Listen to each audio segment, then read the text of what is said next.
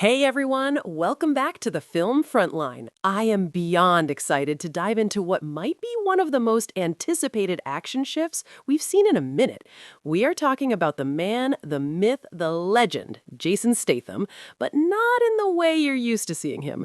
Put down the transporter keys for a second because we are breaking down everything you need to know about his latest flick, Shelter. Now, when we think of Statham, we usually think of high speed chases and shirtless hand to hand combat. But Shelter is trying to do something a bit more grounded, if you can even call a Statham movie grounded. Let's get into the nitty gritty of whether this film actually delivers or if it's just another run of the mill thriller.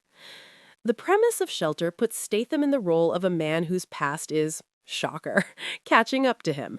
But the vibe here is much more claustrophobic than his usual globe-trotting adventures.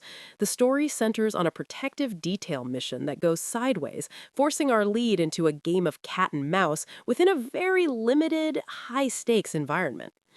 What's interesting here is the directorial touch. We aren't just getting mindless explosions, there is a clear attempt to build tension through silence and atmosphere. The film leans heavily into the urban western trope, a lone protagonist with a specific set of skills defending a space against overwhelming odds. The supporting cast actually holds their own, which is a relief.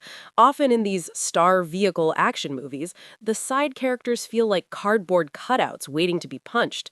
Here, the stakes feel a bit more personal because the chemistry between Statham and the person he's protecting actually has some soul to it.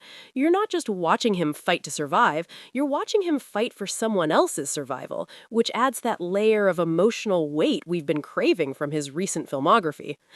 Let's talk about the choreography. If you're a fan of the John Wick school of gun fu or the gritty realism of the Bourne Identity, Shelter sits somewhere right in the middle. It's less about flashy, over-the-top stunts and more about brutal, efficient movement. The cinematography uses a lot of tight shots, which makes the action feel incredibly personal. You feel every hit. There's a particular sequence in a stairwell that is going to have people talking. It's choreographed with such precision that it feels like a dance, but a very violent, bone-crunching dance. The lighting is moody, lots of deep blues and harsh shadows, which really plays into that no-exit feeling the script is aiming for. However, it's not all perfect. Some of the plot beats feel a little predictable.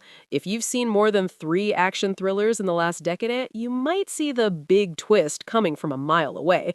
But honestly, are we watching a Statham movie for a Christopher Nolan-level mind bend? Probably not. We're here for the charisma and the combat, and in that department, the movie is eating.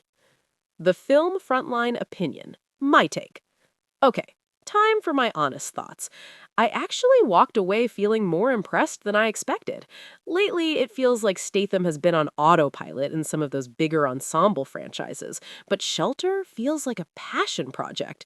It reminds me of his earlier work like The Bank Job or even Hummingbird, where he actually gets to act alongside the action.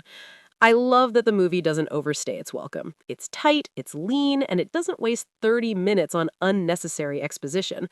My only real gripe is that I wish the villain had a bit more screen time to really establish why they were such a threat.